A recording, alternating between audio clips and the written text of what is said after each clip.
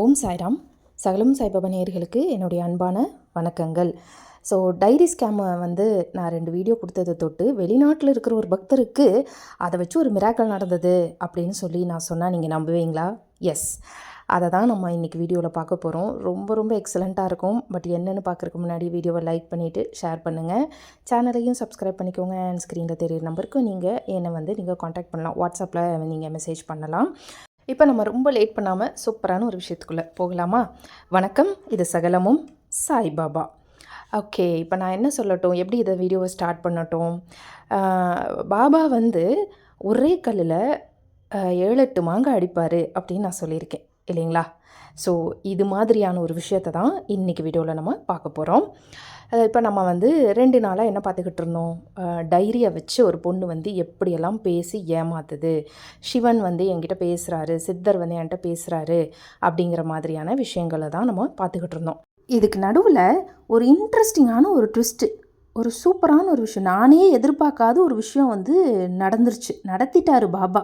என்னன்னு நீங்கள் போக போக தெரிஞ்சுக்குவீங்க. வீடியோட எண்டில் ஒரு சூப்பர் ட்விஸ்ட் இருக்குது, பாருங்கள். ஸோ ஸ்கிப் பண்ணாமல் பாருங்கள். ஸோ இப்போ நம்ம இந்த வீடியோவை பற்றி ஒரு அவேர்னஸ் வீடியோவாக நான் கொடுக்குறேன். அவேர்னஸ் வீடியோ எதுக்காக? ஜனங்க எல்லாம் தெரிஞ்சுக்கிட்டும், இந்த மாதிரி உலகம் இந்த மாதிரி மோசமாக இருக்குது, இந்த மாதிரியெல்லாம் ஏமாத்துறாங்கன்னு ஜனங்க தெரிஞ்சுக்கிட்டும் நான் சொல்கிறேன். இப்போ அந்த மாதிரி நான் பேசும்போது அந்த வீடியோவில் நான் என்ன சொல்கிறேன் அப்படின்னா, இந்த மாதிரி லக்ஷ்மின்னு ஒரு பொண்ணு அண்ட் தேவின்னு ஒரு பொண்ணு அப்படின்னு சொல்லிட்டு நான் ஸ்டோரியை ஸ்டார்ட் பண்ணுறேன் இல்லைங்களா? இந்த வீடியோவை நம்மளோட ஒரு சப்ஸ்கிரைபர், அவங்க வெளிநாட்டில் இருக்காங்க. அவங்க வெளிநாட்டில் இருந்து எனக்கு கால் பண்ணுறாங்க. இப்போனா நேற்றுக்கு, இது ஜஸ்ட்டு நேற்றுக்கு நடந்த ஒரு சம்பவம். கால் பண்ணுறாங்க. கால் பண்ணி என்கிட்ட ரொம்ப முக்கியமாக உங்ககிட்ட பேசணும்னு சொல்லிட்டு பேசுகிறாங்க. இப்போ அவங்க வெளிநாட்டில் ஒரு விஷயத்தை ஃபேஸ் பண்ணுறாங்க. என்னன்னு கேளுங்க, ஸ்டோரி என்ன அப்படின்னு கேளுங்க. இப்போ சிஸ்டருக்கு வீட்டில் ரொம்ப பர்சனல் இஷ்யூஸ் நிறையா இருக்குது.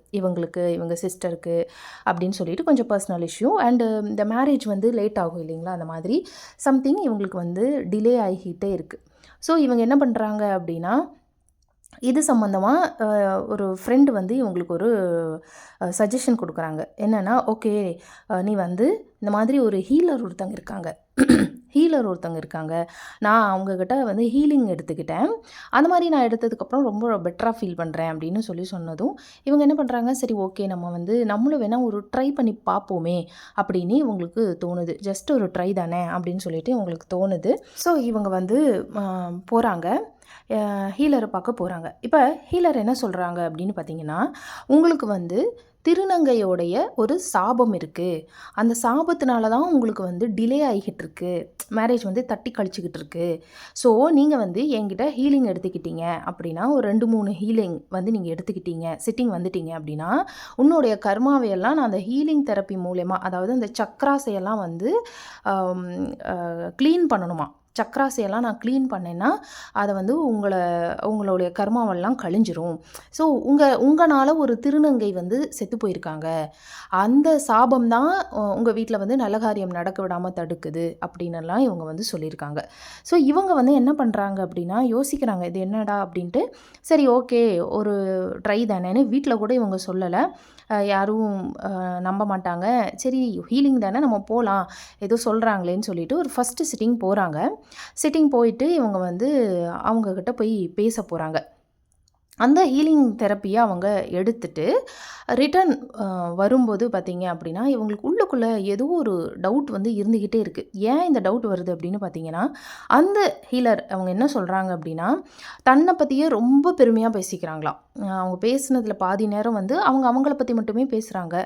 நீ ரொம்ப எங்ககிட்ட நல்லா பண்ணீங்க அப்படின்னா எல்லாம் சரியாயிரும் அப்படின்னும், அதே போல் நான் சிவன் என்கிட்ட பேசுவார், அதனால் நான் உனக்காக அவர்கிட்ட பரிந்து பேசி உன் கர்மாவை கழிக்க சொல்லி நான் சொல்கிறேன், எனக்கு இந்த கிரகங்கள் எல்லாம் உதவி பண்ணும், அந்த மாதிரியெல்லாம் இவங்க சொல்லியிருக்காங்க.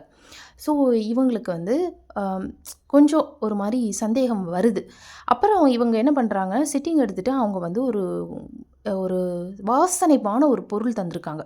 அது குளியல் பொருள் அப்படிங்கிறாங்க. ஒரு குளியல் பொருள், அது ரொம்ப வாசனையாக இருக்காம். பன்னீர், சந்தனம் இதெல்லாம் போட்டு செஞ்சதான்.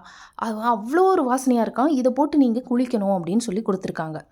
அதை வாங்கிட்டு வந்த சகோதரிக்கு ஏனோன்னு தெரியலை, வெளியில் வந்துட்டு வழியில் அவங்க நடந்து போகும்போது ஏனோ தெரியல, இதை வந்து தூக்கி வீசிடணும்னு அவங்களுக்கு தோணியிருக்கு. இதை நம்ம வந்து யூஸ் பண்ணக்கூடாது, இதில் நம்ம குளிக்கக்கூடாது, இதை தூக்கி வீசிடலாமா அப்படின்னு அவங்களுக்கு தோணுது. அந்த தோணுன மாத்திரம் அந்த சமயத்தில் அந்த இடத்துல அவங்கள தாண்டி ஒரு வண்டி போகுது. அந்த வண்டிக்கு பின்னாடி பாபாவுடைய ஸ்டிக்கரை இவங்க பார்க்குறாங்க. ஸோ இவங்களுக்கு ரொம்ப அதிர்ச்சி ஆகுது. ஏன்னா அவங்க வெளிநாட்டில் இருக்காங்கன்னு நான் சொன்னேன் இல்லையா, அந்த நாட்டில் வந்து இப்படி அடிக்கடி பாபாவுடைய முகத்தை வண்டியில் பார்க்குறது ரொம்ப ரேர், பார்க்கவே முடியாதுன்னு சொல்கிறாங்க. ஆனால் இவங்க இதை தூக்கி வீசிடலாமா அப்படின்னு நினச்ச மாத்திரத்தில் பாபா கிராஸ் பண்ணி போனோடனே இவங்க சட்டுன்னு தூக்கி வீசிட்டாங்களாம் அதை. ஸோ இவங்க தூக்கி வீசுகிறாங்க. அதுக்கப்புறம் அவங்க ஒரு டேட் குறித்து கொடுத்துருக்காங்க. என்னென்னா 2 செஷனுக்கு அவங்க டேட் குறித்து கொடுத்துருக்காங்க. அந்த அடுத்த செஷனுக்கு பார்த்திங்கன்னா இவங்களால கிளம்பி போகவே முடியல. ஏதோ இவங்களுக்கு ஒரு வேலை வந்துருச்சு. ஸோ இவங்களால போகவே முடியலையா. அதுக்கு அடுத்தது அது ஸ்கிப் ஆயிடுச்சு. அதுக்கு அடுத்த ஒரு டேட் அவங்க வந்து அடுத்த செஷனுக்கு ஃபிக்ஸ் பண்ணி கொடுத்துருக்காங்க. அந்த டேட்டில் பார்த்திங்கன்னா இவங்களுடைய சொந்தக்காரங்க யாரோ இறந்துட்டாங்களாம். அதனால் அந்த டேட்லேயும் இவங்களால அதுக்கு போகவே முடியலை. ஸோ இவங்களுக்கு உள்ளுக்குள்ளே உறுத்துது, ஏதோ தப்பாக படுதே நமக்கு, ஏன் இது வந்து நமக்கு கிளிக் ஆக மாட்டேங்குது, நம்ம எவ்வளோ வாட்டி போகணும்னு நினச்சாலும் நம்மளால் போக முடியலையே அப்படின்னு சொல்லிட்டு இவங்க என்ன பண்ணுறாங்க அப்படின்னா, சரி ஓகேன்னு அதுக்கு அடுத்த செஷன் ஒரு டேட் வருது. அந்த டேட்டில் இவங்க நம்ம போகவே வேண்டாம் அப்படின்னு முடிவு பண்ணுறாங்க. அப்படி முடிவு பண்ணவங்க தன்னுடைய ஃப்ரெண்டுக்கிட்ட சொல்கிறாங்க, இந்த மாதிரி நான் வந்து போகலான்ட்டு இருந்தேன், ஆனால் நான் போகக்கூடாதுன்னு நான் முடிவு பண்ணிட்டேன். ஏன்னா நான் வந்து பாபாவை கும்பிட்றவ, அவங்க வந்து நான் சிவன்கிட்ட பேசுவேன் அப்படி இப்படின்னெல்லாம் சொல்கிறாங்க. எனக்கு அதில் வந்து அபிப்பிராயம் இல்லை. நான் பாபாவை கும்பிட்றவ.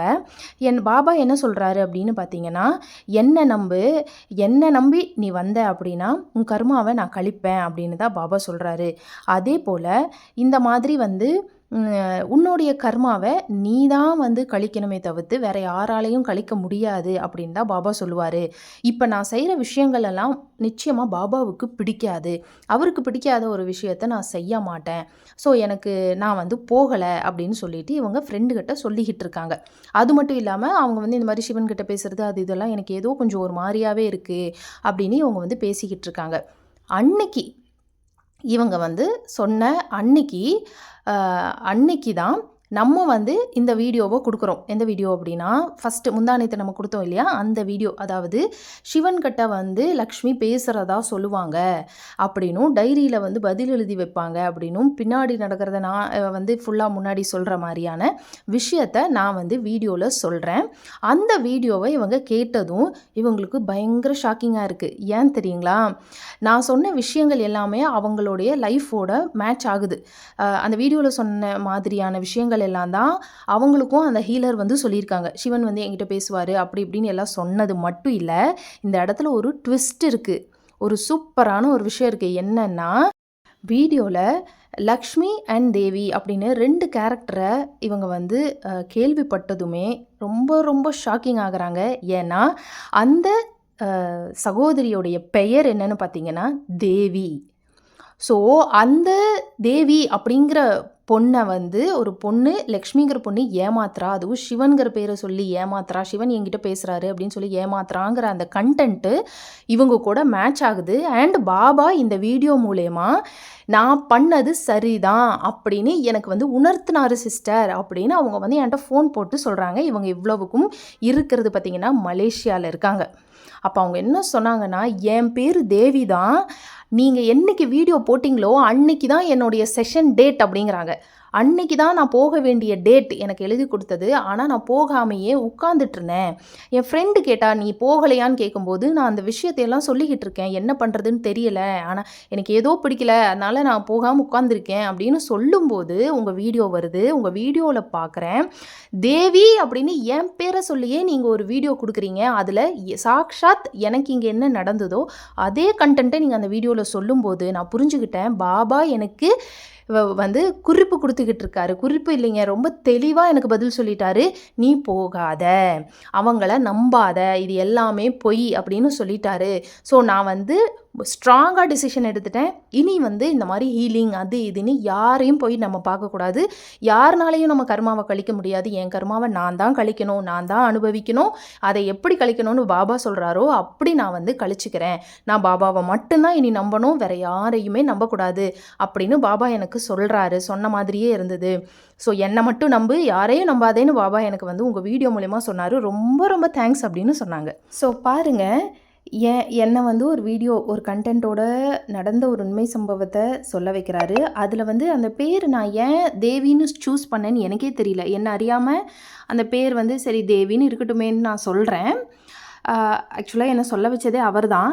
அப்படி நான் வீடியோ போட்ட அதே நேரத்தில் பார்த்திங்கன்னா எங்கோ வெளிநாட்டில் அதே பேரில் இருக்கிற அவருடைய இன்னொரு பக்தருக்கு என் வீடியோ மூலயமா அவங்க பேர் சொல்லியே இதை செய்யாத அப்படின்னு சொல்லி தெளிவாக ஒரு பதிலை கொடுக்குறாரு. அந்த பதில் அவங்களுக்கு வந்து ஒரு கான்ஃபிடென்ட்டை கொடுக்குது, நம்ம செஞ்சது சரிதான் அப்படின்னு அவங்களுக்கு வந்து ஒரு நம்பிக்கையை கொடுக்குது. அப்படின்னா அப்பப்பா, அந்தர்யாமியாக இருந்துக்கிட்டு அவர் எங்கேயோ ஷிர்டியில் உட்காந்துக்கிட்டு ஒரே இடத்துல இருந்து ஒரு கல்லை வீசி எத்தனை மாங்காயை அடிக்கிறாருன்னு பாருங்கள். நான் சொல்லியிருக்கேன் இல்லையா, அவர் ஒரே கல்லில் 7-8 இடத்துல அவர் வந்து பலன் கொடுப்பாரு.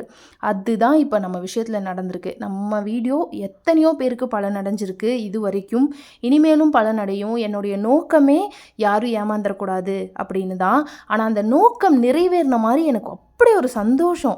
எங்கேயோ கடல் தாண்டி இருந்த ஒரு பக்தருக்கு என்னோடய வீடியோ நிஜமாலுமே ஒரு ஐ ஓப்பனிங் வீடியோவாக இருந்ததுன்னு நினைக்கும் போது ரொம்ப ரொம்ப சந்தோஷமாக இருந்தது. பாபாவுடைய அருளும் ஆசீர்வாதமும் பரிபூர்ணமாக நம்ம எல்லாருக்கும் இருக்கணும். அப்படின்னா நம்ம முழுக்க அவரை தான் நம்பணும். என்னுடைய நோக்கம் நிறைவேறுச்சு அப்படின்னு எனக்கு ரொம்ப ரொம்ப சந்தோஷமாக இருந்தது. அவங்க மட்டும் இல்லை, இந்த வீடியோவை பார்த்த எல்லாத்துக்குமே நிச்சயமாக அது ஐ ஓப்பனிங்காக இருந்திருக்குங்கிறது என்னுடைய முழு நம்பிக்கை. அது வந்து இப்போ உபயோகிக்கலாம், இப்போ யூஸ் ஆகலை அப்படின்னாலும் பிற்பாடு நிச்சயமாக உங்களுக்கெல்லாம் யூஸ் ஆகும். அதனால தான் பாபா வந்து என்னை வீடியோ போட வச்சுருக்காரு. இதெல்லாம் சொல்லு, ஜனங்களுக்கு தெரியட்டும், அப்போ தான் வந்து நீங்கள் எல்லாருமே விழிப்புணர்வோடு இருப்பீங்க அப்படின்னு தான் சொல்ல வச்சுருக்காரு. அண்ட் இப்போ சொன்னவங்க அவங்க ஒருத்தர் தான். இது போல் எங்கோ ஒரு மூலையில் இந்த வீடியோவை கேட்டுக்கிட்டு அப்பாடா அப்படின்னு பெருமூச்சு விட்டவங்க எத்தனையோ பேர் இருந்திருப்பாங்க இல்லையா. அவங்களாம் சொல்லாமல் கூட இருந்திருக்கலாம், யாருக்கு தெரியும். சொல்லலைனாலே எனக்கு எந்த பிரச்சனையும் இல்லை. ஆனால் அந்த நிமிஷம் அந்த நேரம் அவங்க பாபாவுக்கு நன்றி சொல்லியிருப்பாங்க இல்லையா. அப்பாடா, என் கேள்விக்கு பதில் கிடச்சிருச்சு, என் குழப்பத்துக்கு வந்து விடை கிடச்சிருச்சு அப்படின்னு சொல்லி அவங்க பாபாவுக்கு நன்றி சொல்லியிருப்பாங்க இல்லையா நம்ம வீடியோவை பார்த்து. அந்த ஒரு சந்தோஷம் எனக்கு போதும், அந்த ஒரு திருப்தி எனக்கு போதும். அது எனக்கு ரொம்ப ரொம்ப சந்தோஷமாக இருந்தது. அதனால தான் உடனடியாக உங்ககிட்ட நான் வந்து ஷேர் பண்ணேன்.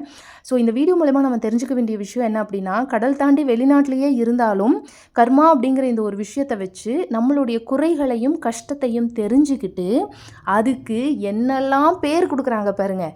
திருநங்கை, சாபம், அவனால் அவங்க இறந்துட்டாங்க, அப்படி இப்படின்னெல்லாம் ஒரு கதையை கட்டி விட்டு அந்த கதைக்கு பின்னாடி ஒரு பரிகாரம். ஆக்சுவலாக அவங்க சொன்னது வந்து பரிகாரம். அவங்க சொன்னாங்க தெளிவாக. அவங்க வந்து இன்னும் என்கிட்ட நிறைய பரிகாரமெல்லாம் சொன்னாங்க, அந்த பரிகாரமெல்லாம் செய்யணும்னு சொன்னாங்க அப்படின்னு. ஸோ அந்த பரிகாரத்துக்காக தான் என்னை வந்து 2வது செஷனுக்கு வர சொன்னாங்க அப்படின்னு. ஸோ பரிகாரம் அப்படின்னு ஒன்று தொடங்குறாங்க. அந்த பரிகாரத்தை வச்சு 7-8 செஷன் சிட்டிங், ஒரு 7-8 சிட்டிங் நீங்கள் வரணும் அப்படின்னு சொல்கிறது, பயமுறுத்துறது. அப்புறம் கடைசியில் பார்த்திங்கன்னா அதில் அவங்க காசு சம்பாதிக்கிறது. அவங்களுடைய சொந்த பிஸ்னஸ்க்காக தான் இவங்க இதெல்லாம் பண்ணுறாங்க.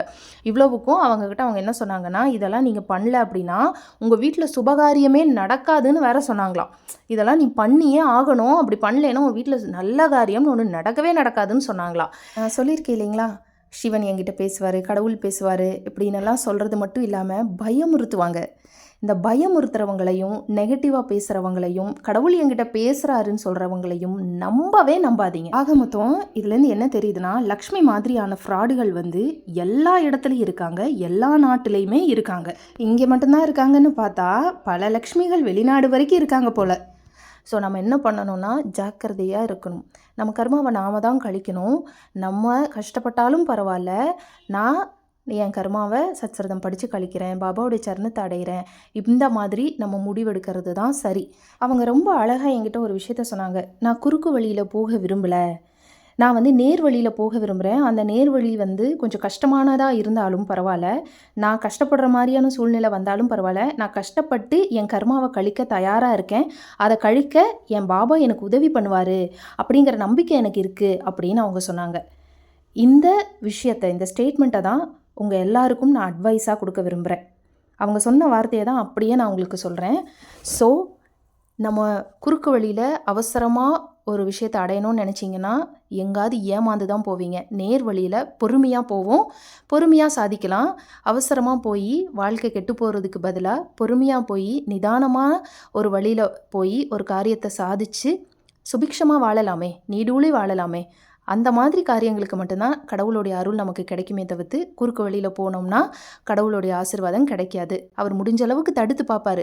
நீங்கள் கேட்கல அப்படின்னா கையை விட்டுருவார். சரி போ, பட்டு அனுபவி அப்படின்னு. பாபா என்றைக்குமே நம்மளை இறுக தான் பிடிப்பார்.